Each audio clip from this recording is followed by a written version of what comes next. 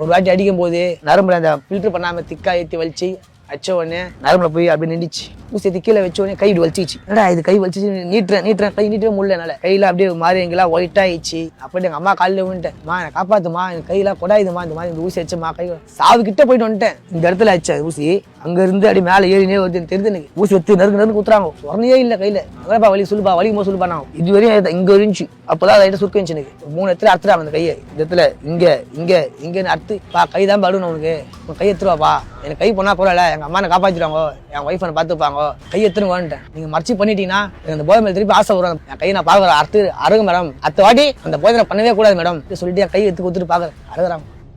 விடிஞ்சு கொஞ்ச நேரம் கழிச்சு தூங்கி இருந்து பாக்குறேன், சுத்தி கட்டு போட்டு வச்சு, கை இல்லாம சுத்தி கட்டு போட்டு வச்சுதான். எனக்கு ஏடா இந்த போதை யாரையும் ஆசைப்பட்டு கை போயிடுச்சுடா, இந்த மாதிரி அவன் நினைச்சு பார்த்து தெரிஞ்சுருந்தா பண்ணிருக்க மாட்டேன்.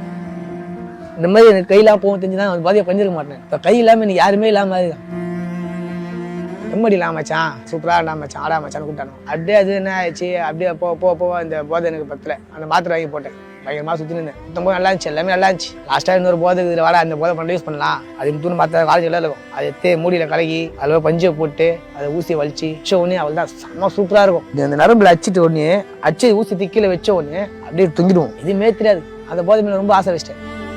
உங்க ஃப்ரெண்டுங்க தான் உங்களுக்கு கற்றுக் கொடுத்தாங்க. அவங்களுக்கு ஏதாச்சும் பாதிப்பு இருக்கா? ஒருத்தர் செத்துட்டான், ஒருத்தன் எங்களை என்ன பார்த்து அடிதே விட்டான். இப்போ இன்னும் உங்க கை போறதுக்கு முன்னாடி உங்களா இறந்துட்டாங்களா? அப்புறம் நீங்க அதை பார்த்துட்டு விட்டுருக்கலாம்ல. அது அடிலாம் வீட்டுல தூக்க முடியாதுனால தூக்கம் வராம மாறி ஆயிடுவேன்.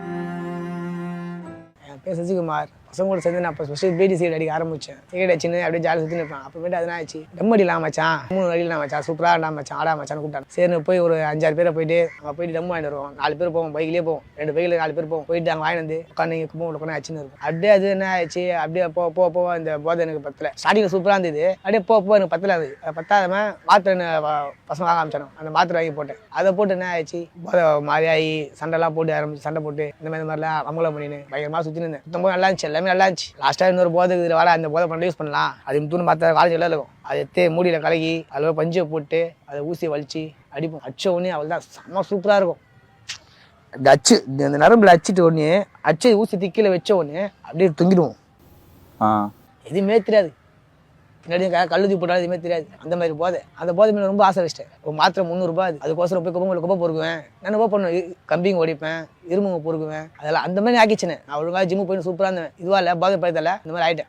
குப்பை பொறுக்கி போட்டு 300 ரூபா மாத்திரை வாங்கி உட்காந்து அடிப்பேன். என்னால் வியாபாரத்துக்கு போக முடியல மாத்திரையால். நான் கூழ் வைப்பேன், பாரிஸில் கூழ் வைப்பேன். காலையில் 5 மணில இருந்து போயிடுவேன். அம்மா வியாபாரம் தான், எங்கள் அப்பா வியாபாரம் தான், எல்லாருமே அந்த வியாபாரம் அதான், குடும்ப வியாபாரமே எங்களுக்கு கூழ் தான். இப்போ பாரிஸில் போய் கேட்டால் எல்லாருமே தெரியும். இப்போ கை போயிடுச்சு, அதனால இந்த ஊசி வச்சதால கை போயிடுச்சு. எத்தனை வருஷமா அந்த பழக்கம் இருந்தாரு, எப்படி கை போச்சு? எத்தனை வருஷமா இல்லை, இந்த பழக்கம் மாத்திரை பழக்கம் ஒரு 6 வருஷமா 7 வருஷமா இருக்கு. இந்த ஊசின்றது இப்பதான் கத்துக்கினே. மீறி போனா ஒரு 30-40 மாத்திரை வச்சிருப்பேன். 2 மாசம் 1.5 மாசம் அவ்வளவுதான் இது பண்ணேன். உங்க ஃப்ரெண்டுங்க தான் உங்களுக்கு கத்து கொடுத்தாங்க.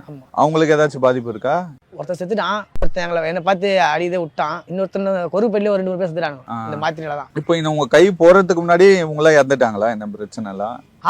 அப்புறம் நீங்க அதை பார்த்துட்டு விட்டுருக்கலாம்ல. இப்போ உங்க ஃப்ரெண்டு ஒருத்தன் இறந்துட்டான், நம்ம எதுக்கு இதை பண்ணணும்? விட முடியல என்னால. இந்த போதை என்னால அது அடிலாம் வீட்டுல தூக்க முடியாது. என்னால தூக்கம் வராம மாறி ஆயிடுவேன். வீட்டுல போயிட்டு ஒய்ஃப் அடிப்பேன். எங்க அம்மாவை நிக்கலாம் பேசுவேன். அம்மா கிட்ட அம்மா பத்தியே பயப்படுவேன். ஆனா இந்த மாத்திரை அடிச்சுட்டு போனா எதுவுமே தெரியாது. அம்மா அப்பா நிக்கலாம் பேசுவேன், மாறியா பேசுவேன். மாத்திரைனா விரிவிரியா இருக்கும். அது அச்ச உடனே ஆயிடும். அப்படியேதான் வச்சுருந்தேன். என்ன ஆச்சு, ஒரு வாட்டி அடிக்கும் போது நரம்புல அந்த ஃபுல்லா இது பண்ணி ஃபில்டர் பண்ணாம திக்கா ஏற்றி வலிச்சு அச்ச உடனே நரம்புல போய் அப்படி நின்றுச்சு. ஊசி கீழே வச்ச உடனே கை வலிச்சிச்சு கை. என்னடா இது கை வலிச்சிச்சு, நீட்டுறேன் கை நீட்டவே முடியல. என்னால பயங்கரமா கை விண்ணு கொடாய ஆரம்பிச்சிச்சு. ரத்தம் பாஸ் ஆகல. கையில அப்படியே மாறி எங்கெல்லாம் ஒயிட் ஆயிடுச்சு, மாறி இதுவாயிடுச்சு. ரத்தம் பாஸ் ஆகாம விண்ணு ஆயிடுச்சு. அப்படியே எங்க அம்மா காலில் விட்டுட்டேன், அம்மா என்னை காப்பாத்துமா, எனக்கு கையெல்லாம் கொடாயுதுமா, இந்த மாதிரி இந்த ஊசி வச்சுமா கை. எங்க அம்மா செருப்புல பயங்கரமா அடிச்சுட்டு ஹாஸ்பிட்டல் போனாங்க. ஹாஸ்பிட்டல் ஸ்டாண்டில் அட்மிட் பண்ணாங்க. ஸ்டாண்டில் இல்லைன்னா இது என்ன போதே தெரில, யூஸ் பண்ணான்னு தெரில, ட்ரீட்மெண்ட் பண்ண முடியல அப்படின்னு நல்லா யோசிச்சு ஒரு நாள் ஃபுல்லாக உட்கார வச்சிட்டாங்க ஸ்டாண்டில். இப்போ அவங்களும் நிறைய ஊசி போட்டாங்க. எனக்கு தூக்கமும் வரல, அந்த ரத்தம் போகாது, நல்லா ஊசிலாம் போடுறாங்க. அவங்க தூங்க இது ஊசி போடுறாங்க. இது போத பவர் அதிகம். இந்த மாத்திரை 100 mg. இந்த மாத்திரை ஒரு மாத்திரை 100 mg. அதை அச்சு அவங்க போடுற ஊசி எனக்கு செட் ஆகல. அவங்க போறது மெடிசன் கம்மி. எனக்கு எங்கே வீடியோஸ் இதாகிடும் போதுன்னு அவங்க ஒரு பக்கம் பயந்து சாவு கிட்ட போயிட்டு வந்துட்டேன். அப்படியே இங்க அடிச்சேன். இந்த இடத்துல அடிச்சேன் ஊசி. அங்க இருந்து அப்படி மேலே ஏறினே வருது தெரியுது. எனக்கு ஏறினே வருது, என்னால முடியல. ஆமா, ஸ்டாண்டில் கத்துற காப்பாற்ற முடியல என்னாலண்டு. அவங்க டாக்டர் வரணும், பெரிய டாக்டர் வரணும்னு சொன்னாங்க. நாங்க வந்து சண்டை போட்டு வெளியே ஓடிட்டேன். நான் விடுங்க, நான் போய் செத்துறேன், எங்க அம்மா கிட்டே செத்துறேன், என்ன விட்டுருங்க. ஒரு வீட்டுக்கு ஓடிட்டேன். வீட்டுக்கு ஓடினேன். இங்க உட்காருவாங்க. அவங்க என்ன சொன்னாங்க, வாமூஞ்சி ஹாஸ்பிட்டல் போப்பா, அவங்க ட்ரீட்மெண்ட் பார்க்கல எனக்கு என்னால் வலி தாங்க முடியல, அழுகுறேன். ஒரு நைட்டு ஃபுல்லாக அழுதுனுக்கிறேன். ஞாயிற்றுக்கிழமை காலையில் 11 மணிக்கு அட்மிட் ஆனேன். திங்கக்கிழமை காலையில் 5 மணி அவங்க ஊசி தான் போடுறாங்க. எல்லாம் எதுவும் பண்ண முடியல, அவங்களால பண்ண மாட்டுறாங்க. டாக்டர் வர போய் டாக்டர்ன்றாங்க. அங்கே முடியல, என்னை வெளியே அனுப்பிச்சுடுங்க, நான் செத்தவளோ எங்கள் அம்மா மடியில் போய் வீட்டை செத்துறேன் விட்டு ஓடிட்டாங்க. வந்து ஓடியாந்தோடனே எங்கள் அம்மா அழுதுனே சுத்தண்ணி வச்சு மஞ்சள் பூசி தைலம் போட்டு கையை வச்சு உருவி அழுதுனே ஊற்றுறாங்க. ஐயோ என் புள்ளி கருப்பாகுது, கை பயமாகுது அழுதுனோம். அப்போ அக்கா என்ன பண்ணாங்க, அம்மா இந்த ஹாஸ்பிட்டல் பார்க்கலம்மா, வாமூந்தி ஹாஸ்பிட்டல் போங்கம்மா, தங்க அனுப்பிச்சுட்டாங்க. அங்கே போன உடனே உடனே ட்ரீட்மெண்ட் பார்த்தாங்க. நான் அழுதை பார்த்துட்டு துணியை பார்த்துட்டு பட்டு ட்ரீட்மெண்ட் பார்த்தாங்க. எனக்கு ஊசி வச்சு நெருக்கு ஊற்றுறாங்க. சொரணையே இல்லை கையில். அப்படி இந்த இடத்துல இது ஃபுல்லாக ஊசி குத்தினே வராங்க. எங்கப்பா வலி சொல்லுப்பா, வலிக்கும்போது சொல்லுப்பா, நான் ஊசி நெருக்கு குத்தினே வராங்க. இது வரையும் இங்கே இருந்துச்சு. அப்போதான் ரைட்டை சுருக்க இருந்துச்சு எனக்கு. நான் வலிக்கு நான் ரைட்டை சுருக்கு நான் அவெல்லாம்ப்பா கை சுத்திச்சுப்பா, கை எத்தணும் பாட்டு. அப்போதான் உணர்ச்சியே வருது. இந்த இடத்துல மட்டும் தான் உணர்ச்சி இருக்கு. இன்னும் 1 ஹவர்ல வந்து சித்திர பாடிட்டாங்க. இப்போ இங்கே இது வரையும் இருந்துச்சு.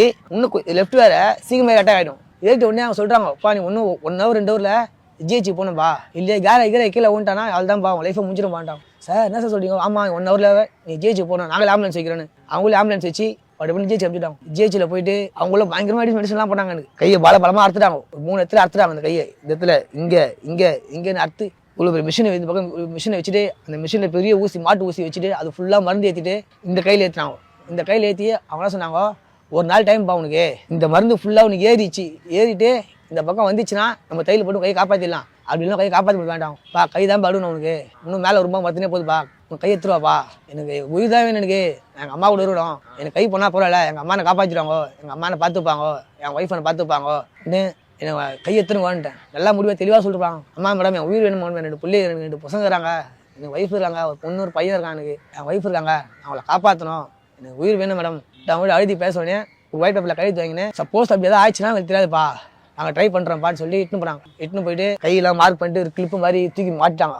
மாட்டிட்டு மார்க் பண்ணிட்டு ஃபஸ்ட்டு பிளேட் எடுத்து அறுத்து நீட்டாக அறுத்துட்டு பிளேட் எடுத்து ஃபுல்லாக அறுத்துட்டு கையை வலிச்சு நான் வந்து ஓய்த்தப்படியே மூஞ்சி மூடினாங்க. மூணு இல்லை எனக்கு பயமாகுது மேடம், நான் கையை அறுதை பார்க்கணும், அப்போ அடுத்த வாட்டி அந்த போதை நான் பண்ணக்கூடாது, என் கையை நான் பார்க்க விடுங்க, அதெல்லாம் பார்க்கக்கூடாது நாங்கள் இல்லை மேடம் கொஞ்சம் கோச்சாதீங்க, நீங்கள் மறைச்சி பண்ணிட்டீங்கன்னா எனக்கு அந்த போதை மேலே திருப்பி ஆசை வரும், அந்த போதை நான் பண்ண மாட்டேன், கையை அறுகுறாங்க மேடம், என் கையை நான் பார்க்குறேன் அறுங்க மேடம், நானே சொல்கிறேன் அந்த அடுத்த வாட்டி அந்த போதை நான் பண்ணவே கூடாது மேடம் சொல்லிட்டு என் கை எடுத்து கொடுத்துட்டு பார்க்குறேன்.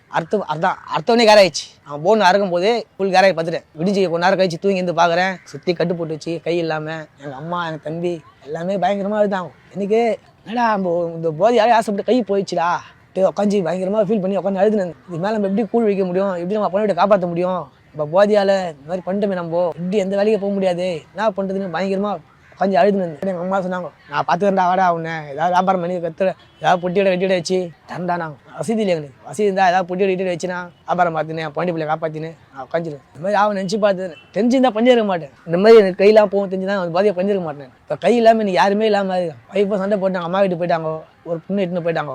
அவங்களும் நானும் ஃபோன் கூப்பிடுவேன், வரமாட்டேன் சொல்லுறாங்க. இப்போ எனக்கு யாருமே இல்லாமல் தனியாக எங்கள் அம்மா வண்டி வச்சு நாங்கள் பார்த்துக்கிறாங்க. எங்கள் அம்மாவுக்கு 600 சுகர் ஆயிடுச்சு. அவங்களால கண்ணு பார்க்க சரி தெரிய மாட்டேது அவங்களுக்கு.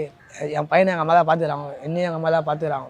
இதுக்கு முன்னாடி வேலை பார்த்துட்டு இருந்தீங்களா ப்ரோ? இப்போ யாருமே உங்களுக்கு அட்வைஸ் பண்ணலையா, வேலைக்கு ஒழுங்கா வேலைக்கு போங்க, எதுக்கு இந்த பழக்கம், யாருமே உங்க வீட்டில் யார் சொல்றதுன்னு கேட்கல நீங்க? நான் காலைல கூழுக்க போயிட்டேன் ப்ரோ. காலைல 5 மணிக்கு வண்டி எடுத்துன்னு போயிட்டுனா 2 மணிலாம் வந்துடுவேன். 2000 ரூபாய் 1500 ரூபாய் 1700 ரூபாய் சம்பாதிச்சு வந்துடுவேன். வந்து திருப்பி வீட்டில் கூழ் காசி வச்சுட்டு தண்ணி பிடிச்சி வச்சுட்டு எல்லாத்தையும் பண்ணி வச்சுட்டு திருப்பி போயிடுவேன். திரும்ப அந்த போதை பழக்கத்துக்கு அப்படியே செலவு பண்ணிடுவீங்க. அந்த போதை உங்களுக்கு எப்படி இருக்கும்? நீங்க அதை அடிக்க சொல்ல என்னென்னலாம் தப்பு பண்ணியிருக்கீங்க உங்களுக்கு தெரியாம? அந்த போதைக்கு வாங்குறதா ஏதாவது பண்ணுவேன். பசங்கிட்ட காசு அப்படின்னு போயிடுவேன், மொழியில் காசு அப்படின்னு போயிடுவேன், இந்த மாதிரி தான் பண்ணுவேன். இல்லை வீட்டில் போயிட்டு அம்மா கிட்ட சண்டை போட்டு அம்மா கிட்ட வாங்கிட்டு போயிடுவேன், ஒய்ஃப் கிட்ட வாங்கிட்டு போயிடுவேன், எங்கள் ஆயா வீட்டுக்கு யார்கிட்டாவது போய் கேட்டு வாங்கிட்டு போயிடுவேன். அது இல்லாமல் நம்மளால இருக்க முடியாது. ஆனால் இப்போது அதெல்லாம் எதுவுமே பண்ணுறதில்ல.